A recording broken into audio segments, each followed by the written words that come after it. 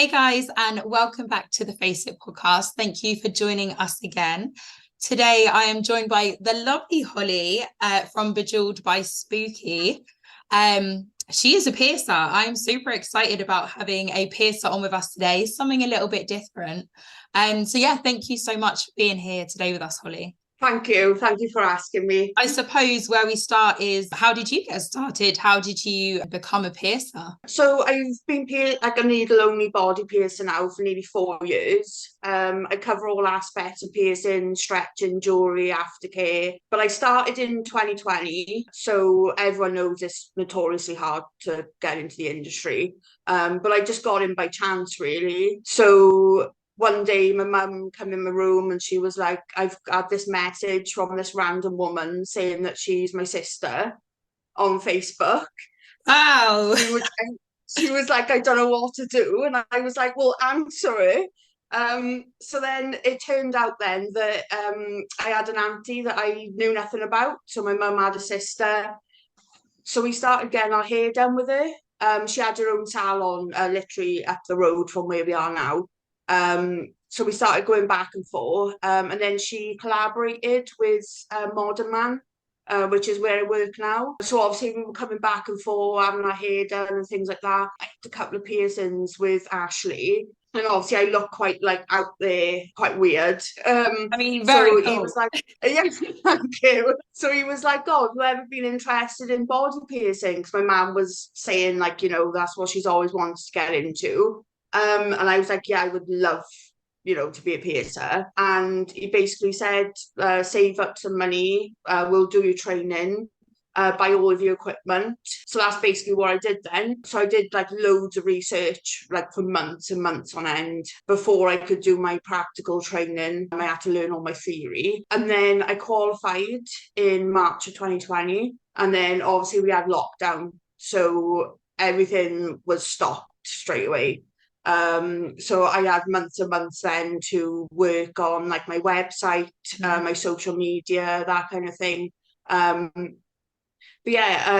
and when I came back, I was being watched doing piercings, so being observed. So that helped me gain a bit of more confidence because obviously we'd gone so many months with nothing. So yeah, I came back and then I just basically threw myself into the deep end, really. So that's how I started. But I knew like I'd never really fit in to like a standard sort of workplace. So I'm really grateful, really, that I was given the opportunity to start my own business, basically. Yeah, that's probably the coolest story, like an introduction into any sort of business that I've ever heard. That was really cool. You mentioned a couple of things, actually. Like you said in the beginning, it's actually really hard to kind of get into the industry. So I wonder, like, what about it is difficult? The training. So obviously you've got pop-up training academies coming up everywhere. And obviously the lack of regulation a lot of the times. So there isn't like a clear-cut way to get into the industry.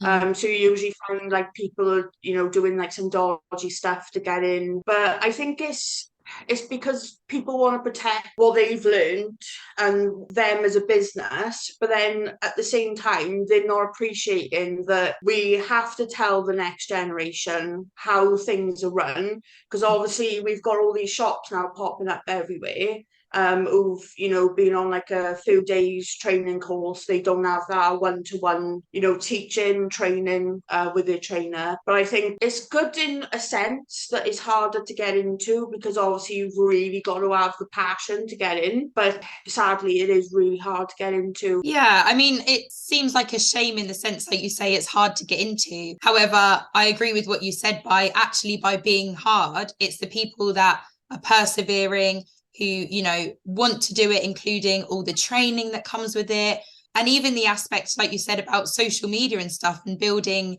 your brand and ultimately your client base. And I wonder, where you mentioned COVID, I'm sure obviously everyone was like, what are we going to do with this time? And it sounded like you actually used it quite wisely in terms of your business. Yeah, like it was definitely a lifesaver now looking back, having the lockdown, because I had so much to do. But then obviously I had so many months then where I could sort all the admin thing side of things out, set all my consent forms up. It was worth it in the end.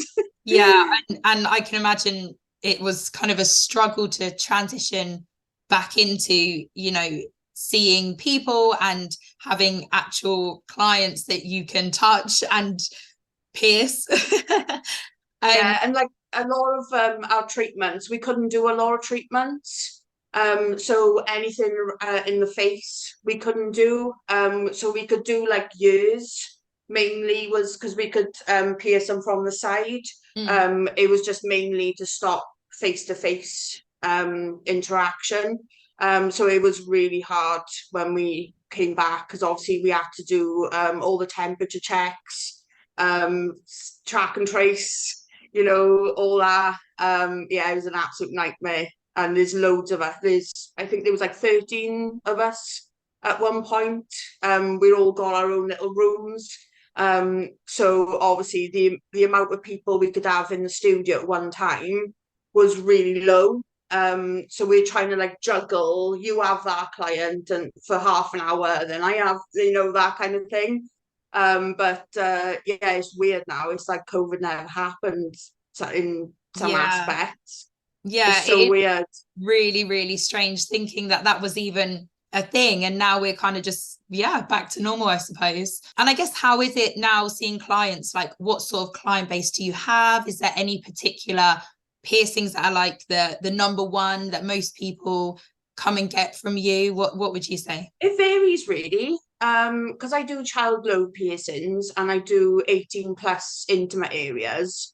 I find that I could just do one day of just doing child lobes all day. Mm. And then another day I could do 18 plus treatments. So yeah, it definitely does vary. I'd say the most common would be like ear piercing, nose piercing. They tend to be like the staples. But yeah, I find it changes with the season as well. So like around the summertime, like people are more wanting to get like navel piercing, belly piercing.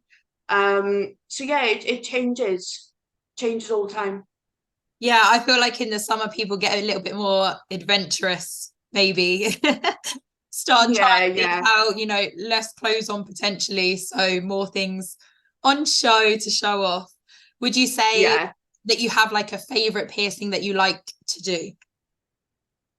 Oh, I've recently added cartilage punching to my services. Oh, Um, so it's basically like a similar to microdermal implants where I do the biopsy method. So you just take like a little bit of skin out. But with the cartilage punching, I usually heal them with glass, fit them with glass.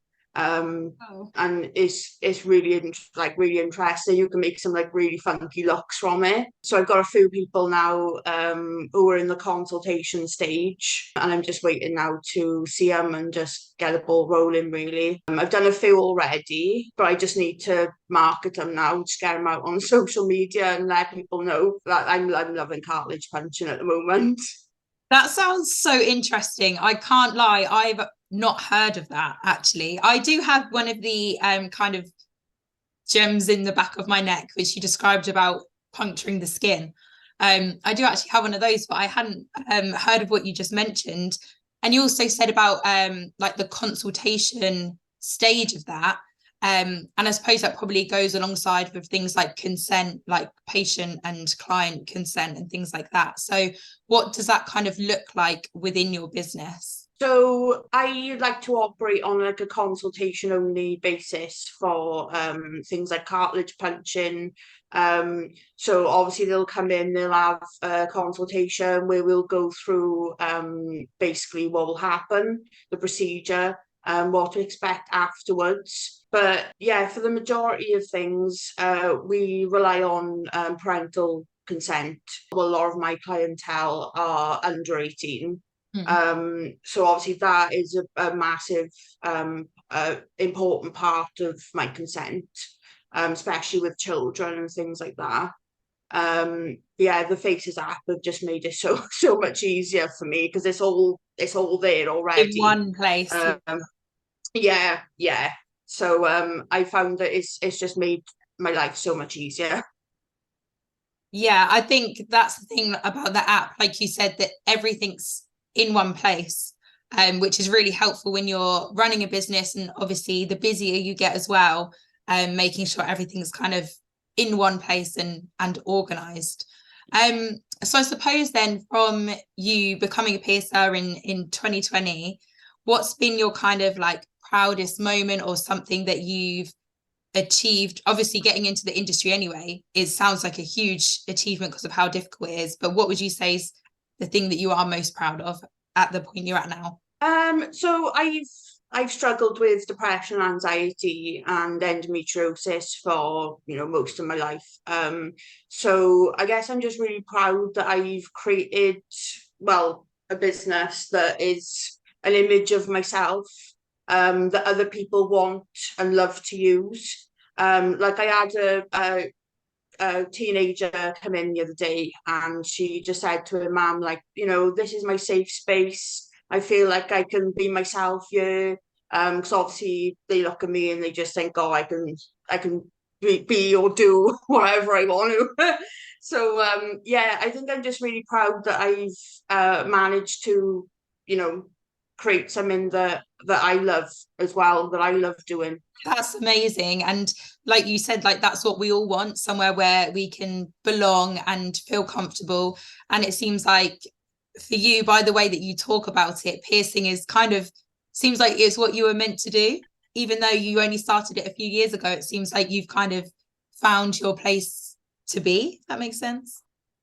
Yeah. Like I've always been in the realm of piercing. So whether that's me getting piercings from a young age. Like I remember when I think I was about 8 years old, and I had my first like, like proper teddy bear, the ones that talk. And I remember going to my mum's bedroom and stealing her earrings and putting the earrings through the Oh, teddy bears. I love that. Oh, that's cute. Yes. But yeah, I've always been like fascinated by it. And I love all the creativity and the expression as well. The self-expression. And I just think piercing just helps with that. I mean, regardless of like your background, your beliefs, I think piercing is one of those things that ties everyone together really, because this, from a single set of lobe piercings, which are really common, more to the extreme side of things with like stretching, that kind of thing. But yeah. Yeah, I mean, there's kind of so much that you can do, and like you say, express yourself through piercings. So you must have some potentially hearing lovely stories like the one you mentioned about the teenager coming in. I wonder then, what's the sort of kind of regulations or should do's within the industry, especially with regarding age, because I can imagine that people try and sneak in pretending maybe that they aren't quite old enough to come without their mum yet. So yeah, what's Yeah. the kind of regulations surrounding things like that? 18 plus placements also cover tongue piercing, which a lot of people don't realise in Wales. So it was made a law quite a few years ago now. You can't pierce a tongue of anyone who's under 18, which I'm quite happy about, to be honest, because obviously with tongue piercing, there's the risk of damage to the teeth, damage to the gums. So I'm quite happy that there's a higher age limit for that. But the main thing that we do to make sure that everyone's getting the right treatment, ID is a big one. And obviously with faces, I can pop it on the system and it's there forever then. So I can always go back and review that if I need to. And having parents present is a really important part, because obviously I don't want a teenager or anyone to come in here, leave with their lip pierced, and then I've got their mum ringing me, going That nuts, was my parents back in the day. But yeah, So, and then with the procedure side of things, like in Wales, we have to be licensed. So our premises have to be checked over.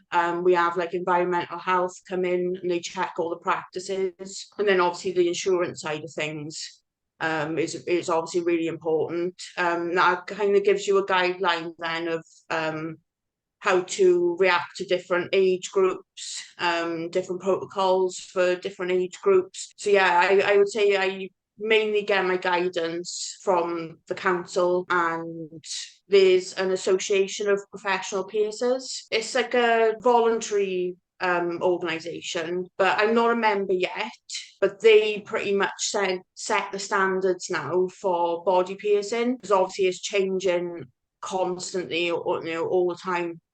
We're always learning different methods, different ways of going about things. Yeah, I'm quite excited actually to see where piercing's going to be in the next 10 or so years.